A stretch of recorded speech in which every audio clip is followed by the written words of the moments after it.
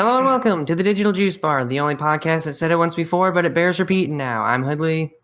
And I'm KnightmareAlpha, and I think we made this joke already. No, we did.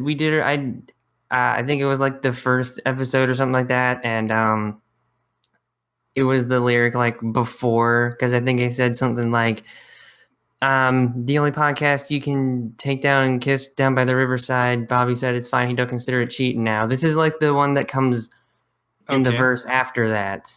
I thought it'd be nice because this is like the 10th episode. That's nice. I mean, I had something similar when I was making Yu-Gi-Oh cards.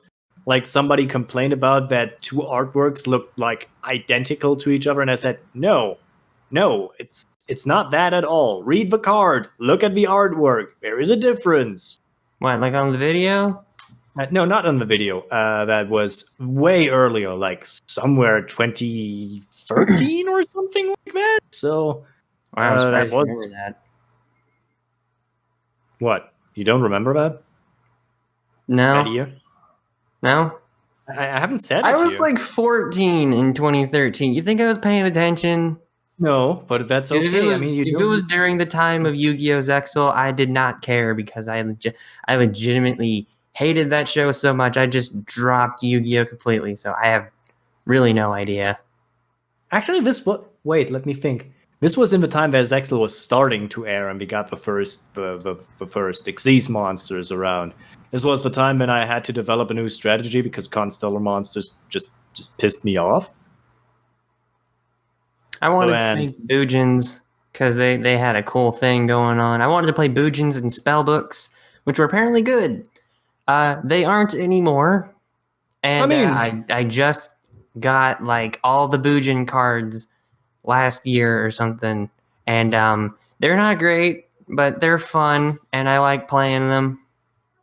Can't play anyone right now because reasons, obviously. Yep, but that's how it goes. So let's get this thing rolling. All right. What have you been up to? I have been mostly up to YouTube shenanigans because watching a lot of stuff. Also, some of my friends decided, hey, why aren't you playing Stellaris with us? So I was playing Stellaris a lot, and I was like, it's like weird. It's one of these games where you're doing a lot of stuff, but you're also not doing a lot of stuff, and it starts to feel very similar, and I'm like, what am I doing here? It's weird. It's like it's not bad. It's not good. It's just like accounting. You know, you're just sitting there and just mulling over numbers, and it's like it's not fun, but it's also not unfun. It's just busy work. It's just kind of like it's engaging enough to not make you completely totally bored, but it's not interesting enough to make you feel like you're not wasting your time. Yeah, it's very slow on top of that. Like, it's also one of the few 4X games that I can't beat in a day. That's really confusing to me. Like, why am I sitting here investing like more than 40 hours of playtime in this one game? And I'm like, why? Why? It's too much. So I'm kind of on the fence on that. But yeah, the only other thing I've did was play a new game called Tonight We Riot. That I got. Oh, I've heard of that. That's a game. I got that game for free from the developers because they're nice people. It's good. It's kind of fun. What's it about? Well, it's about a riot, but people decide, nah, we're not taking it anymore. Riot and try to take over the country. It's your job to do that. You assemble your riot. You get your people together. You free the workers, and then you just fight against the established power. That's what you're doing. It's like a beat 'em up with some weapon options, and it's about a group. So if your controlling figure goes down, you just are taking over another one, and they're all working together. That's how it goes.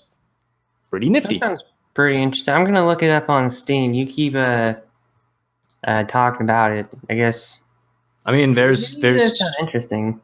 It's neat. It's a little bit short, but hey, it's okay. Again, if you can't afford it, just go to the developers on their Twitter, ask them, and they send you a code often.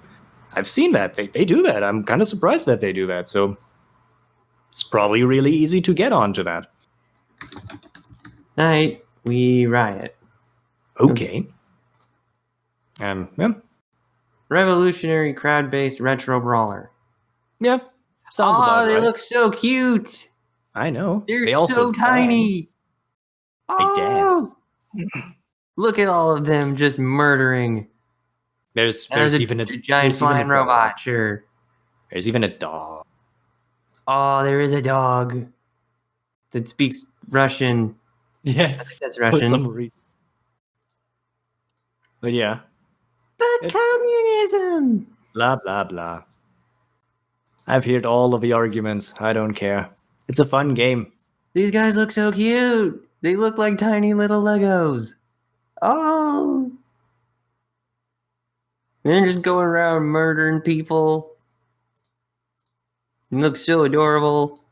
Oh. Actually, this kind of reminds me of Nitro. Nitro? I think. Yeah, Nitro. I don't. Can't sort it in. Tell me about it. It's this website that's still going, actually. And they like make a bunch of pixely games. They got some nice shading and stuff. It's just like a little site / I think they're a development team that they just keep making a bunch of simple little arcade fun little games. And this kind of reminds me of that. Yep. Okay, I do kind of wonder if it would have been better if, like, instead of like a brawler, they made it like an RTS. I think they have thought about that, but I'm not sure. I mean, you can tell them they are. Oh wait, there was already one. I think it was Riot, a civil unrest simulator. I think that was sort of like an RTS. I think it was similar like that. We have to look at, but yeah, it's like there are some of these kind of games around. It's nothing too unusual, but it's nice. It looks good. It plays well. It's also pretty hard sometimes to get to the goals of these singular levels.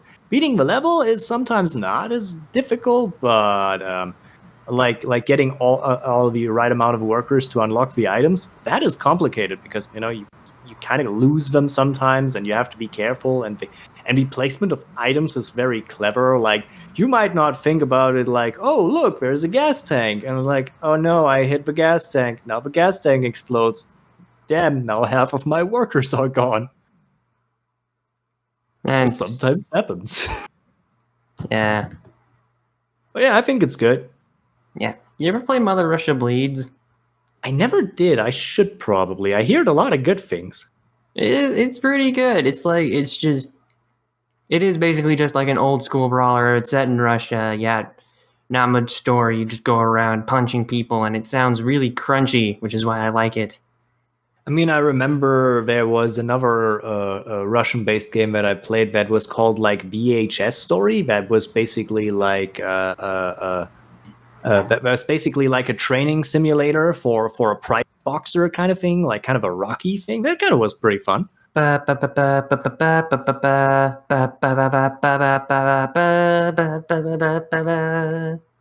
don't know why, but Russians like Rocky of all things. I don't know why. Rocky 4. Yeah, but that doesn't end like you would expect it to end for the Russians to like it, you know? Maybe they just like seeing Stallone because they see him as some weird, stupid idiot. Possible. I don't know. It's fun. I mean, he's not. He's a good actor. I think he's decent. Considering that half of his face is paralyzed, is pretty good what he gets out. Oh, that's why his voice is like that. Yeah, that's why it is, because half of his face is like slightly. My name is Rocky Balboa. It's also the reason he starts to get more incomprehensible. Yeah, the older he gets, it's kind of sad, but that's how it goes. Yeah, that's surprising. But yeah, you can get a career even if you have a half paralyzed face. Yeah. Forrest Whitaker has that thing with his eye. That's true, but I think it's very charismatic. Yeah. Stallone's cool. I'm just going to say this right now. Stallone is better than Schwarzenegger. I'm not so sure about that. I think they're more on equal grounds, I think.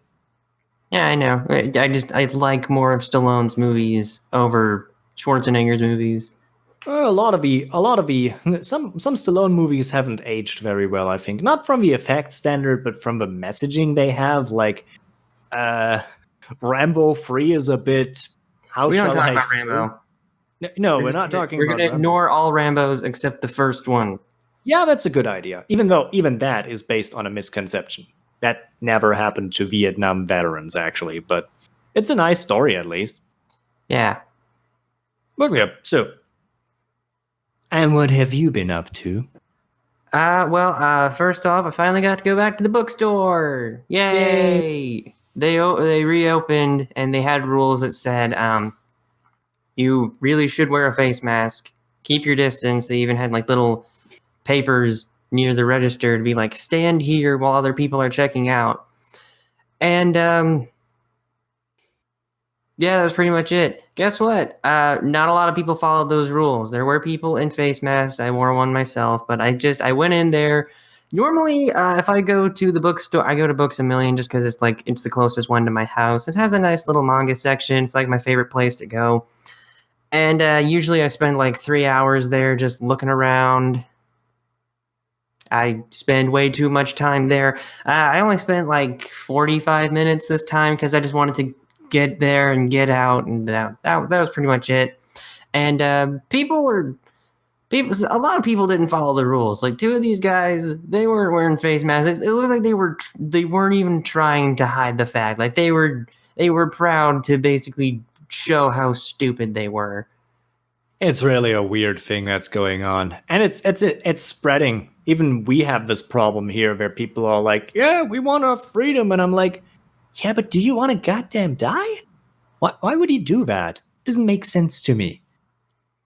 I'm gonna have to use the squeaky ducks again. But anyway, I don't want to focus on that because it's no. I finally got to go back. I got like 4 volumes of manga. I realized that when I got home, one of the volumes I already had, so I had to drive back, get the next one. So, yeah. It happens. Yeah, so I got Still Sick Volume 2, which I've been waiting to read for quite a while. Yona of the Dawn Volume 5, which I then had to go back and get Volume 6 because I already had Volume 5. Daytime Shooting Star Volume 5, and Kimetsu no Yaiba Volume 3. So yay! Those are the ones I got. Great. Yep. But aside from that, like the main thing that I've been doing, aside from just wrapping up the semester of college, is I've been playing Game Dev Studio. I play a lot of these, maybe not a lot of these, but like I have like 3 different game dev business tycoon simulator thingies. Game dev tycoon still probably the best, but I also have like Mad Games Tycoon, which I don't play very often. It's a bit ugly to look at. It's not very. It does not look nice. And Game Dev Studio, I can't remember exactly when it came out. I think it might have come out like last year or something like that. I think. I'm gonna check the store page. It came out in 2018, and it's pretty much the same thing as Game Dev Tycoon. You start up a business and you make games and you hire employees, but this one is like a little more, I want to say, in depth than Game Dev Tycoon, because with Game Dev Tycoon it feels very casual. You have the little sliders, you pick out features, you hire a set amount of employees, you can research stuff, you can do other stuff, and it's all very simple and streamlined. With Game Dev Studio, wow. Okay, so you need to pick out specific features, and then they rate you out of 10 with like decimal points, and they judge a lot more harshly. You can research different themes and topics, engine parts. You can sell your engine. You got to buy new licenses for consoles. You got to just like you gotta give your employees like vacation time stuff. I mean, you have to do that in Game Dev Tycoon, but just like the amount of features you actually need to pay attention to in Game Dev Studio makes it a little bit more unwieldy. And yet I play it so much just because I really like playing them.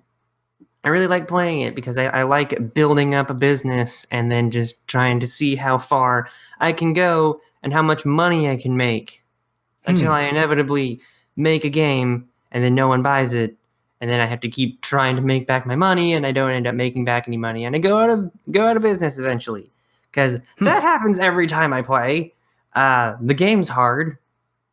I didn't know you had that tycoon streak in you. I can recommend you a few if you want. What do you got?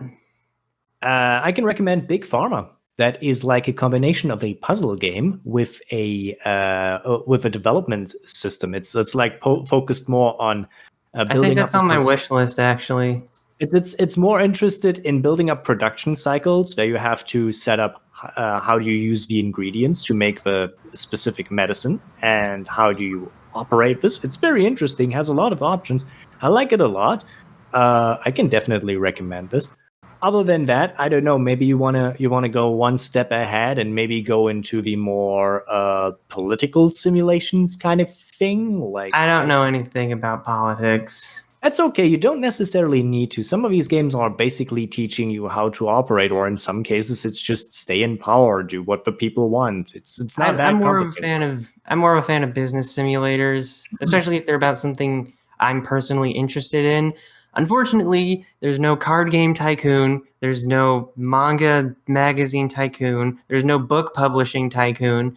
There's no, I don't know what else, but it's just like, I like playing them just because they're about video games. See, the problem with these is that quantifying art is complicated, and that means that it's really hard to create metrics about that. I mean, the only reason why games like Game Dev Tycoon work is because they have a simple metric behind it that if you fail to adhere to that metric, basically runs the game completely into the ground. But I'm just saying. Yeah, but I would like them to exist. It'd be cool. I mean, that would be a great idea, but I mean, there was this game called The Movies, I think it was. I downloaded that. Yeah. So it's an interesting game, but I'm not so sure. It's like very much focused on the making movie aspect and not on the money making aspect so much. I downloaded it and I'm not getting into it. I'm probably gonna delete it. Yeah, it's just because it's so unwieldy. I mean, this game is pretty old at this point already. I know, but it's just like it's really annoying because I would rather just run the movie studio, like make the movies, and I guess that's what I like. I like making the things in the game, and then just seeing if they would make money in the game. That's kind of what I like in Game Dev Studio, and I do a lot of things. One thing that I kind of hate about Game Dev Studio, just right off the bat, is that every time I play, Sony goes out of business, and I never get to make games for the PS2. How does this happen? I have legitimately no idea how that happens, but for some reason, they come out with the PS. They parody the real life console manufacturers, and for some reason Sony always goes out of business with the PS1. Sega keeps going, so does Atari, but Sega's the only one that goes out of business. And I'm just like, they won the 5th generation, they won the 6th generation. How the heck do they go out of business in this game? How does that work? I make 10-star games for them. How is their console going under? How does that work? I sense a certain kind of bias here. I actually asked the question, like when I first started playing the game, and I went through like several things. Maybe it's just that one scenario. I'm not sure if I'm in free play. I think I'm in just like one of the first scenarios, because it's just like they give you a couple scenarios and then free play if you want. Maybe it's just that one scenario where like, yeah, Sony goes out of business, but for some reason Sega and Atari live on, and I legitimately don't know why. But I actually asked that in the Steam discussion forums, which I barely ever do. I asked, hey, why is this company, which is clearly Sony, going out of business every single time I play the scenario. I want to make games for the PS2. It's my favorite console. Why does it keep going out of business? And then they're just like, we don't know. So I don't know if it's intentional, but I'm just like, I'm mad about that. Like every time I see that, I'm just like, is this supposed to be like some kind of loose historical thing? Like you're kind of adhering to the history of the industry? Why is it that you keep making it so Atari and Sega keep going and Sega doesn't go out of business, but Sony, the one who won for 2 generations straight, and I think the current gen, I mean, kind of. goes out of business. What gives? I don't know. I have no idea why that happens. But anyway, the game is like super fun. It's really dry, honestly. There's not a whole lot of like, it's pixel art. It's nice pixel art, but there's nothing like really. I mean, they have some cute little parodies, like the YouTubers you can give your games to. They got like John Sewer Nose and Zap Dead Cake. I was telling you about this before we started recording.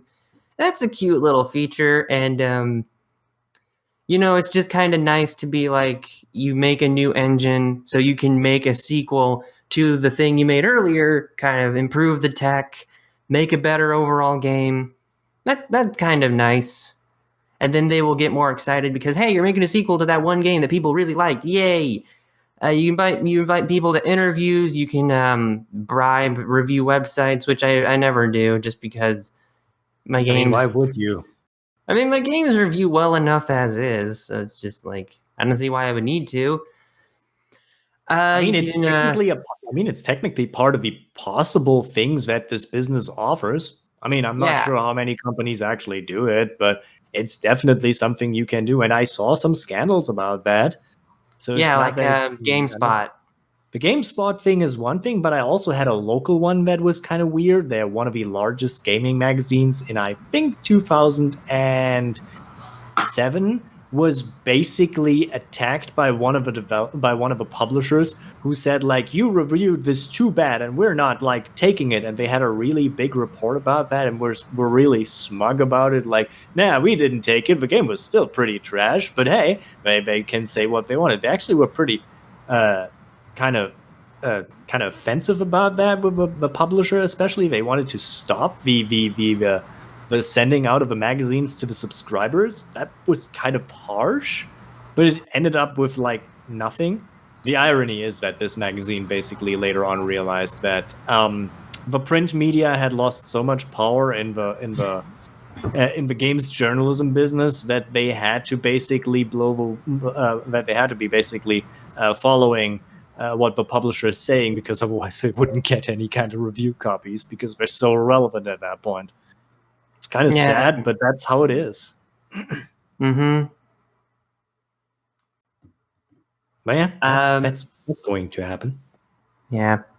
But yeah, that is something you can do. And sometimes, you know, you make a game with, you know, just what you have and you realize, oh, hey, I know a good combination for these. If I keep making this kind of game, I can get more money. And then you have like some kind of series that you can fall back on to be like, okay, I need money.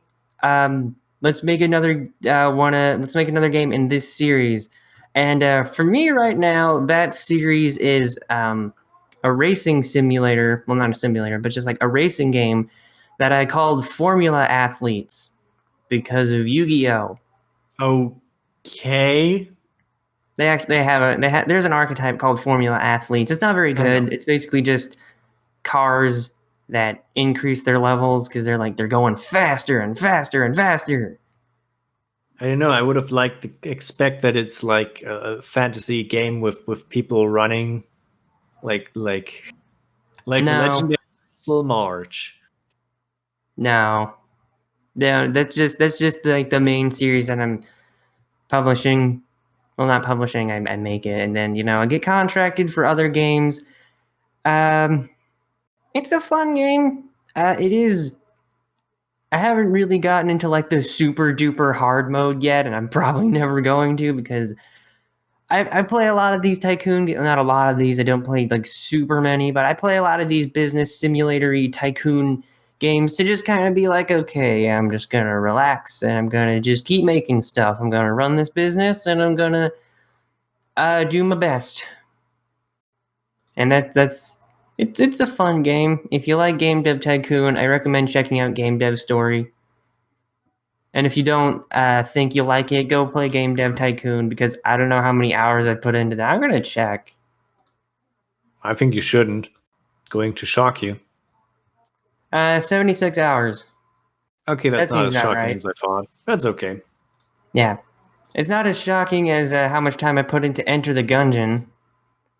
Yeah. Which is 228. Huh. Wait, what's like my... That's probably like my most played game on the software. What about Stardew Valley? I'm pretty sure I put a decent amount of hours into that. 82.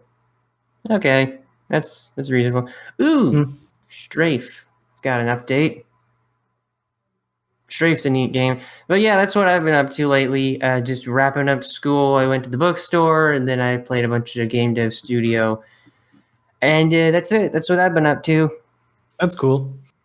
All right, so let's actually get to the topics, because we're not going to make this another 2-hour podcast, because it's just... We always say that, but it seemingly never stops happening. How long have we been talking for already? I don't really know. Wait, let me check. Half an hour. All right, let's try and just... Let's go for like an hour.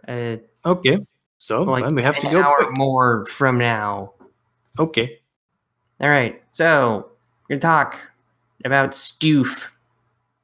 And the Stoof in particular is features that we think every modern JRPG should have, at least in some capacity. That's a great topic to talk about. Yeah. So just as like an example, it's like a thing that you think most, if not all, JRPGs, especially modern ones, would benefit from implementing in some way, shape, or form, whether it be just to improve the overall user experience or just make things go more smoothly. That's pretty much it. What's something you think every modern JRPG should have? There's a lot of things. Like I like that we have now that a lot of them have nowadays already the dialogue logs where you can just go back and look what happened. That's a very useful feature, because sometimes you press too fast and then it's like, oh, it's gone. This is a feature that a lot of them already have that was useful, and I think they should keep on it because it's very helpful. This is something they imported from visual novels, but is okay because a lot of JRPGs kind of are like visual novels with gameplay. I mean, unless we get into like the extreme part, and then we're talking about some real terrible stuff. Mostly from Compile Heart, and I don't want to talk about them because, oh my gosh, they're so horrible. But yeah, dialogue logs, dialogues, so to speak. That's a useful feature that I think a lot of these games should have. Of course, also I think skippable tutorials are very useful, especially for a second playthrough. That would be very helpful in some cases. Some general stuff that you have these kind of options where you can skip dialogue if you want. These kind of regular things I think are useful. I also would like to have like what a lot of them don't have is an option to, if you have a skip button, to also have a confirmation for the skip button. Because hitting the skip button, to skip. It's like, yeah. Are you sure you want to skip? It's like one of these simple things that a lot of people forget. It's like you hit the skip button and suddenly like, vroom, I think Octopath Traveler does that pretty well, because they're just like, hold the B button, and you can skip the cutscene. Like that's a pretty good fix. Yeah, but especially since some of their cutscenes can drag out, and it's just like, okay, I get it. We're gonna fight the monster. Can we just fight the monster? Oh, I can just hold the B button. All right, B button. But yeah, that's some typical ease of use things. But what I really would like to have is something that is a little bit more complicated and in depth. See, one of the things that I realize is that JRPGs basically, like, the only interaction you have with potential enemies or conflicts is fighting. Like, it's always fighting. Like, I mean, even Persona games only allow you to recruit the enemy when they are basically down already. But it's You like, crush their spirits and steal their lunch money, and then you tell them to join your party. yeah, and it's like maybe we should have some non-combat option, like where we maybe convince somebody. It can also be a gameplay mechanic. So Undertale. Something like Undertale. Undertale is a good example of this, how to do that. But I also would like to have like things in the first place, like maybe circumvent enemies, like with stealth. This is one of the things that you have to give incentives for, like because this is one of the problems that you have. Like you can do that in many JRPGs where you can just like ignore all of the enemies. However, the problem is that then you're not going to advance. You're not getting experience points. You're not getting money or items. And that's kind of a problem. That's the reason why I don't like these kind of idea of roaming enemies, because then I'm not going to get the important stuff. That's really what frustrated me about this whole roaming enemy concept that they push so hard, because I know I'm going to fight most of these enemies anyway because I need the XP, I need the stuff they have. So there's really no incentive to use roaming enemies other than, oh yeah, a few people will be less annoyed by it because it's not random encounters, but it just doesn't serve a purpose beyond that other than, oh yeah, it's not as annoying as roaming encounters. Yeah, but if you skip, but you have to fight the enemies anyway, so it doesn't make sense. So if you want to have something like that, build an incentive into a circumvention system, like maybe build some traps or give rewards for circumventing enemies, or making it a mini game or something like that. It's just give them a bow and arrow that can instantly kill enemies lower level than yourself on the overworld, and then you get experience as if you actually fought that. Actually, you don't need that. This is a system that already exists. I called it the power vanish. Is that thing Earthbound did, where like if you were like so much more powerful, it's not even funny. You just instantly win. Yeah, it's kind of like this. It's something that I've seen a few JRPGs use, including like Persona 5, where if you are overpowered and you hit the enemy, they're just vanishing. You get the XP, you get the items, all of it, but the enemy is just gone. It's just gone. That's why I called it the power vanish, because you just walk through them. That's a good option to lower to lesser grinding and stuff. That's pretty useful. Yeah, but if you're already that powerful, then I guess it would help you. Like, I guess grinding is just like killing lower level enemies that you know you can easily beat for the sake of experience. So yeah, I guess it would make sense. I mean, that's why I assume that games like Conception 2 had it in, because that's a game where you spawn up small creatures that you have to level up all the time, and it's very useful to have the ability to just run into an old dungeon and just march through all of the enemies to level up the little guys. That's pretty useful, and I think they thought this through when they designed this game. In that sense, they also have a weird sense of humor, but that's another thing. Yeah, I don't think does anyone. I kind of wonder if anyone remembers the Conception series. I mean, I only the name, like that. I feel like the name alone would weird enough people out. I mean, it is a weird game. Like, I remember when I played the demo of the second game on my Vita, and I was like, do they really have a character named Klotz? Who is a Klotz? And I'm like, why? Did I just have triplets with a girl I don't even know? What? Animu, man. It's a weird thing, but you know what? I actually kind of find this second game a little bit more charming than the first one. I mean, I haven't played much, but what I can judge from the anime, it's like, nope, I don't want, nah, The combat system's kind of confusing. I don't know.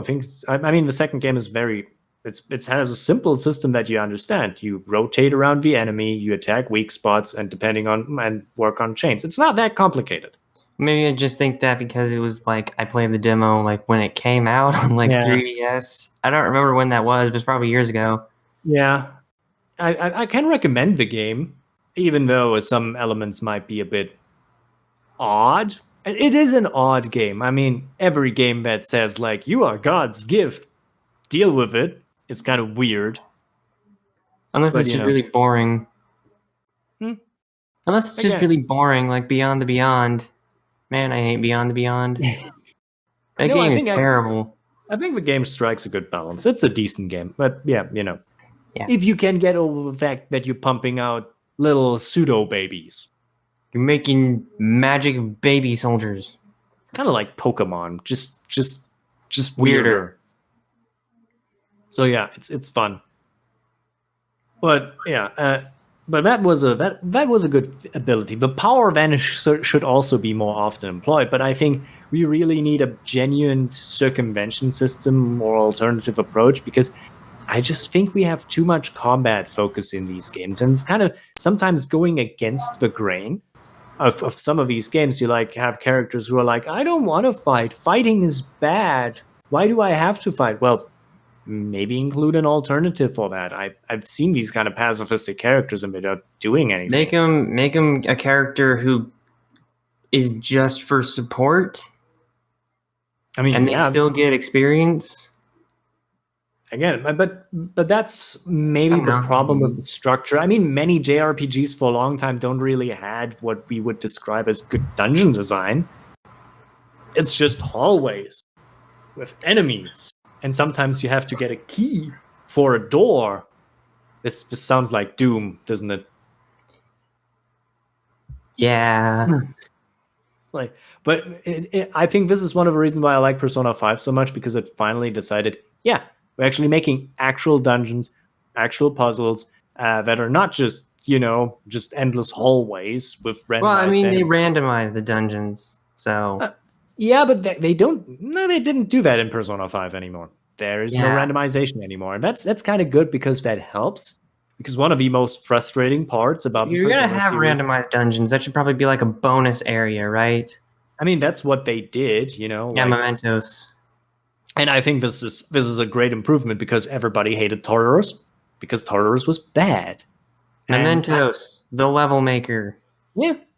And I think it's a better approach, especially because I think Mementos has more regular stops, isn't so blocking always your progress. And I think the design is just better, because, yeah, it's still a tunnel system, but it isn't as Party members don't get separated from you and then can't join in battles because they're too far away. Yeah, that was stupid. Like, I'm still playing through Persona 3, and I'm just going to say right now, that is a stupid idea. Like, oh no, this person got caught on a corner because their pathfinding AI screwed up. Now they can't join you in fights, and they were probably like the strongest person on the team.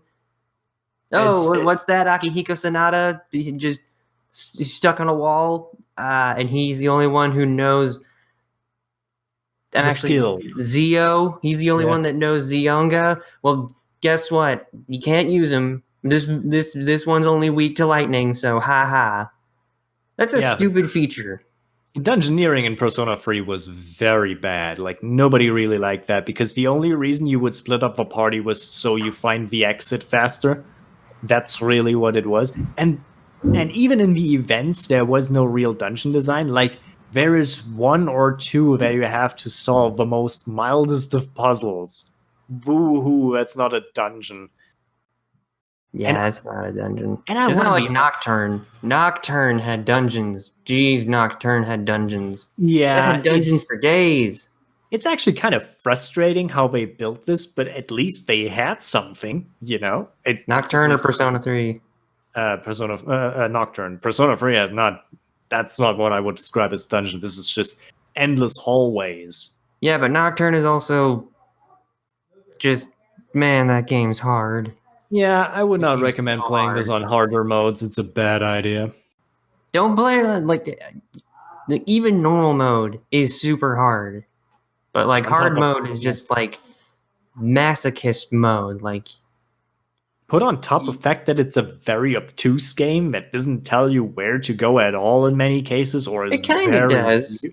Yeah, but it's more like you have to put it together very hard. Like, oh no, you destroyed this. Now somewhere else, halfway the door is open, and like, honestly, I kind of really like the game for that. Like, it kind of tells you where to go. It kind of sort of directs you where to go, and then you're like, oh, I didn't go here yet.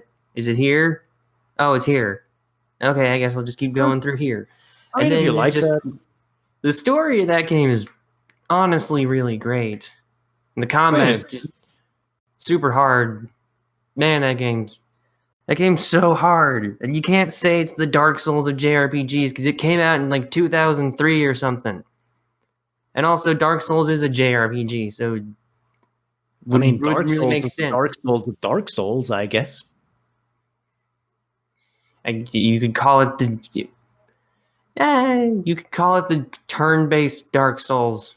Maybe we should operate it from a different perspective. Maybe we should turn it around. Maybe we should use Nocturne as the measuring stick from now on, you know? Yeah, but the thing about that is no one ever ripped off Nocturne. Because Nocturne's one of those games where, like, it's just, like, you can only make Nocturne like how it was made. The story is very strange and actually very kind of almost philosophical in a way. I mean, and so, like, I don't know, Nocturne is just kind of weird and unique, and I think it's a lot better than Dark Souls. I'm just going to say it. I like Nocturne a lot more than any Dark Souls game. It's probably just because I like the style more. I like turn-based combat. I don't know. But it's so hard, man. I mean, Dark Souls also has a philosophical touch. It's not without it, so... But anyway, what were we... We're still talking about mechanics, and we were... I know, but... Like, sorry, I got sidetracked, so... But yeah, it's nice that we finally have actual dungeons.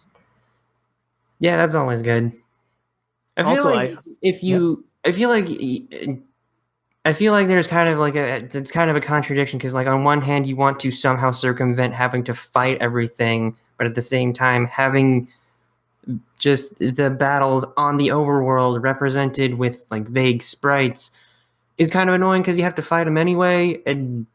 But at the same time, there are also things where, like, there are systems in other games, like in Bravely Default, you can just set the encounter rate to 0 if you want to like, get through. Because there is a point to, you know, visualizing the battles on the overworld or allowing you to just decrease the encounter rate. And it's that if you're really low on resources, like after a big boss or just like a big grinding session, and you can't fight anymore or you'll lose a lot of progress, you can just set it to just like, I don't want to fight. I'm just going to run back to town and restock, and then I'm going to come back and do more. Although I do think that thing where you just instantly win, that would be a thing I would appreciate.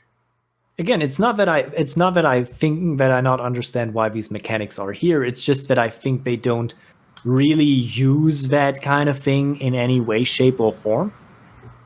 And that's kind of what frustrates me about it. It's like, yeah, you have this, but it only fulfills half of a function. So that's really what is kind of weirds me out. And it's not that we have not alternatives. I mean, one of the things that I learned playing Dungeons and Dragons is that if the players circumvent an enemy, even if they haven't fought it, they still should be awarded the XP because they did something. Maybe they were clever. They were thinking about motivation and role-played themselves out of the situation. Or they used an interaction skill. Or they just used an environmental thing. They should still be awarded the XP because they circumvented the enemy. That's the kind of point of it. Yeah, but that would also get rid of a lot of the point. JRPG gameplay is pretty much just the turn-based combat and dungeon exploration. So making it so you have a system where you still get experience from not fighting kind of removes a lot of the gameplay from the video game. Yeah, that's true. But again, the problem unless you do something like Undertale. It just feels like they are not using this. Maybe I'm coming too much from a Western perspective here. Maybe it's just that I like my games to be a little bit more open-ended. No, not open-ended necessarily. Just taking more aspects of a character and a person into account, because that's what it is. Like, that's why I like having. That's why I like doing like charisma runs in role-playing games, because let's see how I can talk myself out of a situation, or focusing on very specific skills, and see what that leads me to, what my approach would be. And I think I like this approach, this concept, and I would like to see how the Japanese would do something with that. You know? Yeah, that's true. That would be neat to see. Just like, Maybe you could make it so like you could talk to a monster and like they'll teach you a skill or something if you just like talk to them for a bit. I mean, we all have motivations. I mean, even the shadows in the Persona series have motivations, and Well, very vague ones, but you know, it works for what it is. It is already a good step in the right direction, I think. It's just that the problem is that people would say, "Oh, it's a Persona ripoff," or something like that. If you they're forgetting that Pokemon ripped off Shin Megami Tensei because Shin Megami Tensei was, you know, it came out before Pokemon and it was about capturing monsters to fight other monsters. Yeah, but nobody remembers that or holds it against it. But still. But yeah, that's something I would like to see, but I'm not sure how to fully use this.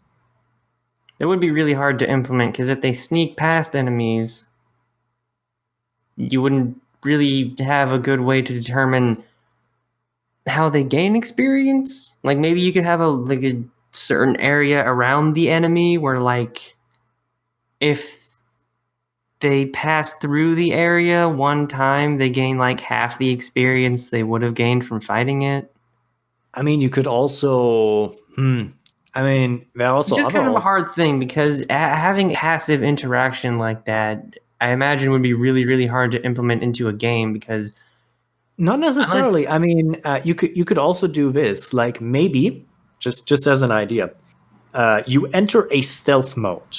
Okay, so in the stealth mode, you see all of the enemies like the roaming as usual, but you have like a path, a small path that is visible to you, and that path is and these paths are leading out of the vision. So, and if you follow these, you circumvent the enemy in a certain way, but it's complicated because you have to follow that specific, often self-winding trail, and you have to look where it is. And for every enemy that you circle like this, so to speak, you get awarded XP at the end. Like, that's a system I could think of. But like, if you step off the path, then the enemies will instantly spot you? Somewhat. Like, it's a very specific. I would use it as a style option. You know, like you're styling. You're basically on the path of. It's rather safe on the outside of that path, but the more closer you get to the enemy, the more difficult it is. And the more you do that, the more daring you are, the more XP you're gaining from that, you know, such a system. Dude. What if, like, they made a Lupin the Third RPG? Yeah, I think something like that could really work because Lupin the Third is very much like this kind of character where he's annoyingly running around the back of people and is making faces. This sounds really in character for him, like something like that. Yeah, maybe like you could sneak behind enemies and like when you were in a certain range, you could like mock them and you would gain experience for that and you would level up Lupin. I don't know. Now I think about that, probably wouldn't be a super good idea because I'm not entirely sure if they kill a lot of people. I haven't seen all the movies. Lupin is not that much of a killer, so to speak. I mean, he's definitely willing to do if it's necessary, but it's not often seen. I mean, I've seen a lot of it, and I don't remember having seen many dead people. Even Goemon doesn't kill many people. He's usually just destroying their weapon. He's cool. He cut lightning. So I can't really say that they're killing a lot of people, so it would be really in style. And let's be honest, making a bloodbath while stealing things is not very impressive. Maybe they could just like knock people out and then like their overworld sprite is left on the floor, which will alert other guards and stuff. Mm-hmm. That might be a neat little system to implement.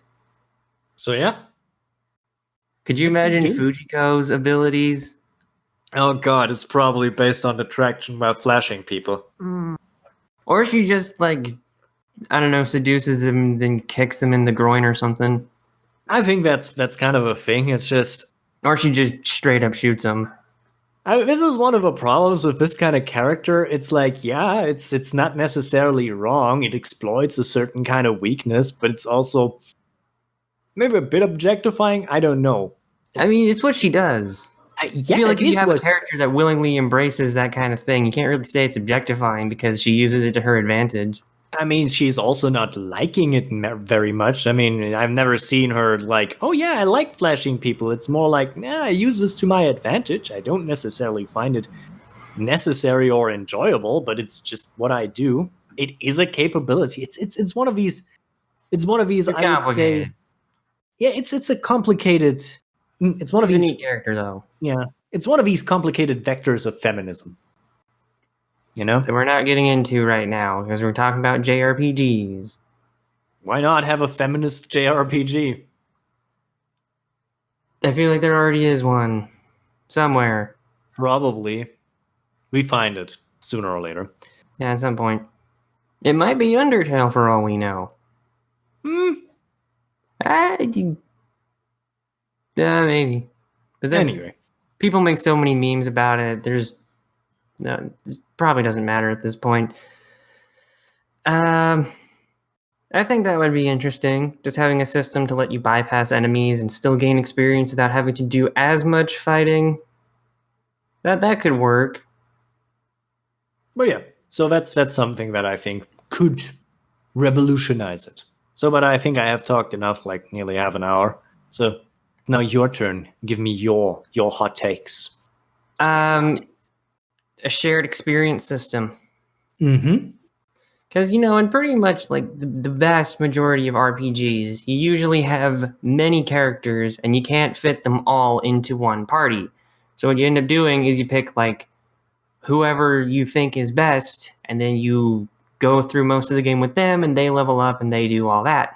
Problem is, the team you picked, unless you specifically engineer them to be like good for every situation, are only good for certain situations, which means that the other people who you didn't join are going to be a lot weaker, and they're going to be like many levels behind everyone else, and you can't be bothered to like. It's really inconvenient to need to switch to them and then see that they're like 12 levels behind everyone else, and the only way to catch them up for the part that you need them for without them instantly dying is to grind a lot. And that's not really a good thing. I mean, I like JRPGs, I like turn-based combat. I don't mind grinding as long as it's not like super excessive. But like in Persona 3, I'm gonna keep ragging on Persona 3 because it's a good game, but it has a lot of problems. I know it's an easy target. I think I think I said this to Gnarly, who is like doing challenge runs with the game, and we agree the best version of Persona 3 is Persona 3 Portable, because it is simply the most efficient version to play. And do you get to romance Akihiko Sonata in it? Yes, you get if you play the female. Best version hands down then. The version has some other problems, like the female route can negate. You get to romance Akihiko Sonata. Any issues are just completely null and void. Okay, I'm not going to say anything.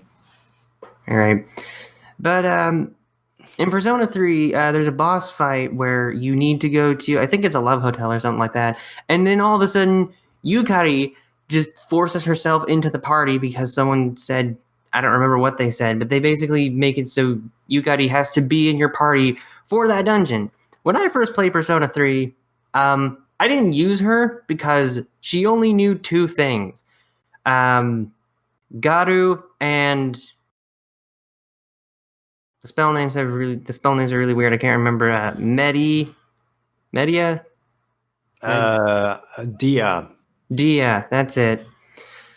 Problem is, pretty much everyone else knew Dia, and barely any monsters were weak to wind. And she hit the least, she hit the weakest, so I never used her. Second I got a fourth party member, she was just out and I never used her. Needing her to be in the party for one of the, I think, fourth, fifth boss, something like that, was kind of a problem because she was like 20 levels behind. And I'm just like, why do you do that? I get why, because there's an animated cutscene where I think she's like in the shower or something like that. And then, so she kind of has to be in the party because she's in that cutscene, but I'm just like, why were you using her for fan service? Why not use Mitsuru? This is something they actually fixed in the portable version. That's good to know. Yeah, they don't do that. It's also already just a specific scene. It's more kind of it's not weird. serving any purpose. On top of the fact that Yukari is pretty thirsty all the time. Pretty Like she's thirsty. She's like from the first moment on she's like thirsting for the main character. Like it's so I never obvious. liked her. It's I don't like her at all. And if they're gonna use a scene for a fan service moment, make it Mitsuru. Like, she's hot. Why not use her? Yukari has, in my opinion, the weakest the weakest part of the story. Anyway, she's just, oh, I have daddy issues. That's like all of it. And I'm like, yeah, I Join get the it. club of like a lot of other JRPG characters. You're not that interesting. But she's like the least useful member when it comes to actual battle. Like everyone else, they can do something. You know, Junpei, he has piercing attacks and he does fire magic. Akihiko Sanada, I say his full name every time just because it's a cool name. He has Zio and Dia, and he can punch really hard. He's just a good physical fighter. Mitsuru, she has a lot of really good buffs and debuff skills. She has ice magic. She's just a strong character in battle. And you know, she's a pretty neat character in the story too. But like pretty much everyone, the dog is better than Yukari. But that's not really fair because it's a dog. So kind of hard to top that. But like she's the least useful member for combat, so I never used her. And then when I actually got to the boss that I need her for, and she's not even very useful against, she was so far behind, I had to spend multiple hours in Tartarus just grinding up and hope she didn't die in the process, so I didn't have to use my revives because I'm not wasting any more time with her than I had to. And then when I finally got to the boss, she died at some point, and I didn't revive her because she was complete dead weight, and I'm not losing a turn to revive someone who's going to die soon anyway. If they had some kind of shared experience, which Persona 5 does too, and you know, Persona 4 also has this issue because, you know, they don't share experience, which kind of stinks. Yeah, but they also don't force you to use any party members, so That's true. But like Persona 5 did it, like if you go into a fight, everyone who can be in your party should gain experience. And weirdly enough, yesterday I went back to Dot Hack. I'm playing through the Dot Hack games because they're actually pretty fun, of kind of dull because they're based on MMOs. Something really cool is that you can pick 2 members for your party. You can invite them at any time you want, and then you will level up alongside them as you play. But everyone else who isn't in your party also gains experience. So it's kind of like they're off doing their own thing in the MMO world, and they're playing the game, and they're leveling up while you are. It's a neat little immersive feature thingy. I mean, if my friends are not playing MMO right about now with me main quest or something like that, so I'll go and grind something. You know, it's like it's normal. It's a neat little feature. That way, no one is like super behind in levels because everyone's playing the game at roughly the same time. Yeah. So if I start, what? Yeah, and if no, go on. No, it's just what were you saying?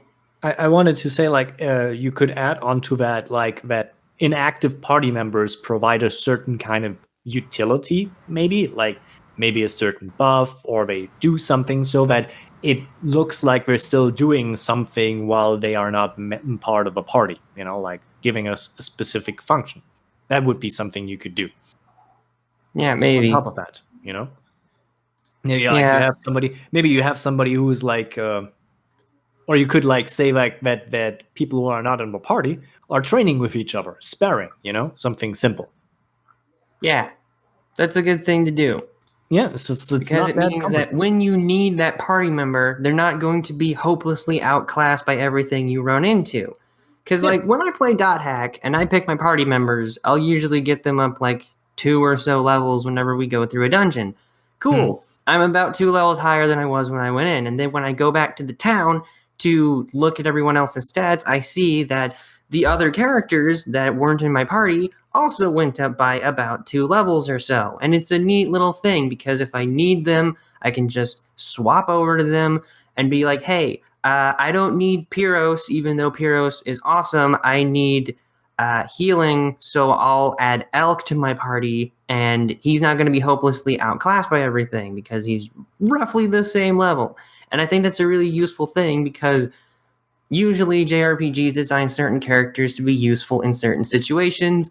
Not so much in Dot Hack because you can just equip people with certain items and they will learn whatever skill is attached to that piece of equipment, which is honestly pretty cool. It means you can basically learn anything. It's within restrictions. Wave masters can only wear light equipment and stuff like that. But I think it's just a neat little feature because you never know when you're going to need someone who knows a specific kind of magic or uses a specific weapon that maybe you don't have access to. Maybe someone has an innate skill, like Octopath Traveler. That does not have shared experience system, which really stinks because why don't they have that? They really don't know. It makes no sense. I mean, the stories are already very disconnected from each other, so they could just in the background do something. Yeah, it would make the final bosses a lot easier. I'm just gonna talk about this right now. I've tried like 5 times to beat the final boss of H'aanit's story. That thing is ridiculous because it switches around its weaknesses every time. On the bright side, it is at least weak to the things she can innately do, so that gives it more credit as a final boss for the character than Olberic's. But it has a skill called Petrify, and it doesn't even need to use one of its turns to swap around its weaknesses. It just gets an extra turn to do that, and then it gets 2 turns every round, and then like how? And then it petrifies, and I don't have a cure for petrification. H'aanit has the item that prevents that. Why can't everyone else have it? I lose Therion because, he looked at him. He's my best character. That's ridiculous. Everyone should be the same level as Therion. Or at least they should gain experience at the same rate as when they join. That would just be convenient because, you have to keep swapping out and swapping in and out and swapping in and out because they all have different skills. If a JRPG has characters that have specific skills for specific situations or even just general skill sets that benefit you at certain times, it would be much better if they shared experience. I'm going to talk about the Atelier series because I really like it. I think starting in Aisha, because I remember Aisha. Starting in Aisha, they used the shared experience system. So every time you just level up, other people would level up. So if you needed more powerful characters, you could go get another powerful character, and they'd be about the same level. And that was just useful because, that's useful. You don't have to waste more time grinding to get characters you haven't used up to snuff for them to be actually useful for the thing you need them for. Especially considering that sometimes,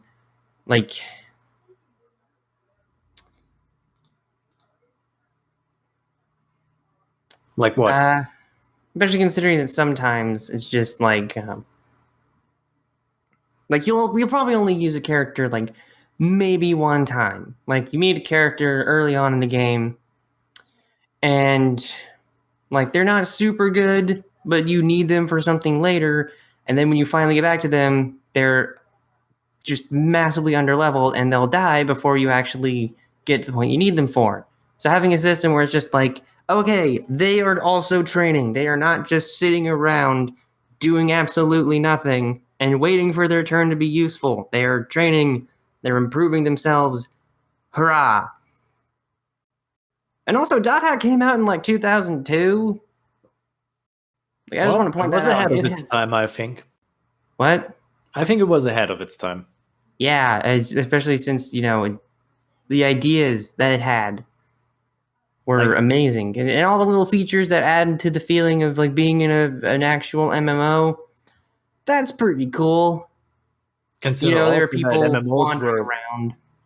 Considering also that MMOs weren't that prolific at the time, what did you have? Yeah, it's weird. like what did you had? Ultima Online, EverQuest, and maybe Ragnarok Online. That was basically it. WoW didn't come out till 2004, I think. I know that's the point. Anarchy Online. That did only go like what 2 years?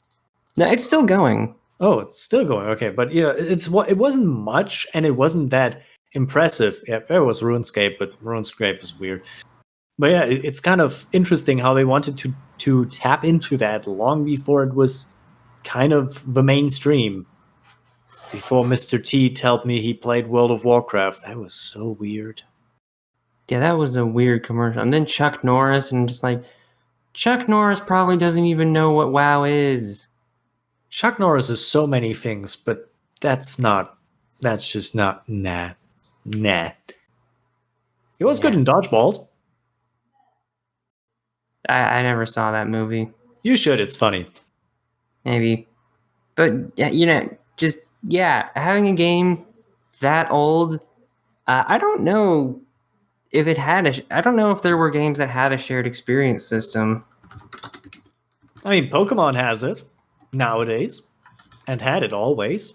The XP share, that was a pretty useful tool. Even though nowadays a lot of people complain about it, what I do not understand why people complain about it. It's so easy to level. Wait, when did Pokemon have the shared experience system? Because the way I remember it, it's just the one that fought that actually gained experience. It's no. The XP share was an item that you could gain in the first generation of the game already, but it was very weak and not that useful. So you basically had to switch in and out at that time frame. But nowadays it's just like gone. This is like it's general. It's not working as intended. Blah.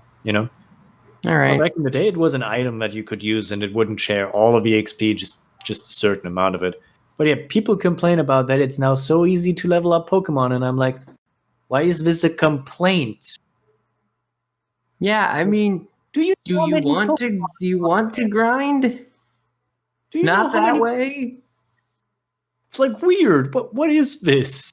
People always complain about JRPGs being grind fest, but just like you take the grind out and you complain about it, it's just like make up your mind. Personally, I would rather have like an actually competently built difficulty curve than anything else. Like you do that, that's gonna be awesome. Then you wouldn't have to grind. It's just like Chrono Trigger is a fantastic example of that. You never have to grind in that game. Yeah. So having something like that would be great. If you don't, implement a shared experience system for all your party members, because swapping in and out characters is a lot more useful. People will use more characters if none of them fall behind a lot. And I think that could be something that every JRPG could use going forward. I mean, if a PS2 quadrilogy in 2004 could implement that system and make it work really well, not just for gameplay, but also in terms of, I'm not entirely sure what it would be, atmosphere? Would it be atmosphere? I mean, they do a lot of cool things with atmosphere. It can really help. I mean, it is definitely, feeling atmospheric. It is definitely an immersion element, you could say. Yeah, immersion. Something else that really helps is that when you actually start up the game, you go to a computer screen and you have like emails and stuff, and you choose to log into the game itself, but you get like certain notifications for story events and stuff like that. You can get little messages and conversations from other characters in your emails. You can read news. You can go to the message forums. Like, it's not just the world that's the name of the game. It's a very confusing name. It's just like, it's a game that you are playing within the game you're playing. It's a neat little thing. And, I just think having a system that makes it so everyone levels up at roughly the same rate is a pretty good thing. Yeah. Yeah. I'd say we're about good for time now. Yeah, I think so too. So I think we have a lot of good things. We come back to that topic, I assume, in the future. Yeah, probably at some point, because we're nerds. We like Jrpgs. I mean, game design is an important aspect, and we try to learn about it and make wonderful decisions. Even if we have no idea what we're talking about. I mean, I know a lot of people who are actually working on games, so it's not that I'm talking out of my butt. You know, while we're here, can I just talk about a JRPG idea that I really want to, maybe not make, it'll probably never have, but if I ever did, like, join a little indie team that wanted to make a JRPG, you want to hear the idea that I'd want to make? Sure. I'd want to make a JRPG themed around psychic powers that looks like a PS2 game. Mm-hmm. Okay, that sounds good. Yeah, that's pretty much it. That's just the idea. It'd be kind of like Earthbound or something like that. It'd be like all cool and cell shaded, and you'd have like psychic empowered weapons. Like you could charge up a blade with like super crazy psychic power, and then just slash. It'd be sounds fun. neat. Sounds neat. Could be interesting stories to be told with that. Yeah, I think it's good. I hope one day we get like PS2 style graphics because we've already had pixel and ugly origami-esque first generation 3D graphics. It'd be nice to see like 6th gen. That'd be neat. I mean, you can do that. It's not that complicated. I know, but it's just I'd like to see it more. There's some development tools that could help you with that, so it's not that it's impossible to do so. Unity is always an option. Yeah, that's true. It has a bad rap, but it's actually a good engine. What? It has a bad rap, but it's actually a good engine. What engine? Unity. Oh, Unity, right. Yeah. I think the only reason that has a bad reputation is because the people who use it for all the really crummy games on like Steam and the Switch and the PS4 use the free version, so the little splash screen pops up saying that it's made with Unity, but if you pay for it, like professional devs, that doesn't show up. So you wouldn't know that something like Hearthstone is made with Unity. Yes.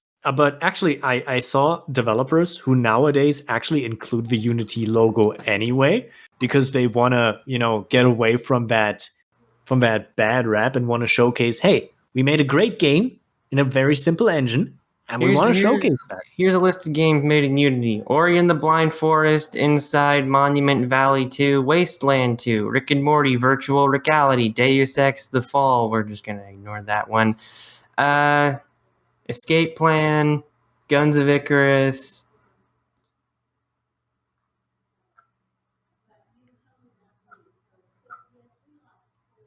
The list is long. Yeah, it's very long because Unity is a good engine. It is a good engine. You can use it for much. There's some limitations, but what do you do? Update of Unity, and the next update will probably fix it. Hopefully, I don't know. But yeah, it's a good engine. It's good. So yeah, use it if you can. I actually have a few people who did that. I once played a platformer where you control a little rubber ball and have to try to get it to the end as a as a test experience. It was very nice. So Glover. No, not in that sense. It was a 2D platformer. Oh, that's fine. Yep. So yeah, those are the things we think. I guess that was the only topic for this episode. Those are the things that we think every JRPG should include in some capacity, like text logs, options to skip cutscenes, didn't you say? Yeah, something like that. We had a lot of things. Some kind of a way to gain experience without having to fight as the sole means of gaining it, I think. Yeah, but, that has to be themed correctly into the game, but... Yeah. Actually, now that I think about it, Undertale wouldn't really work for that example because you don't gain experience. Yeah, but you don't need experience to gain for that game, so... Yeah, so it balances out. And if you do actually gain experience, you're a horrible person, and the game will tell you so. Because you killed everyone. You went out of your way to murder everyone. Anyway. But it's all worth it to memes. Sans. Talk about Sans. Okay. All right. Got anything to end us off with? I don't know. Share some love for the orcs. Orcs are cool.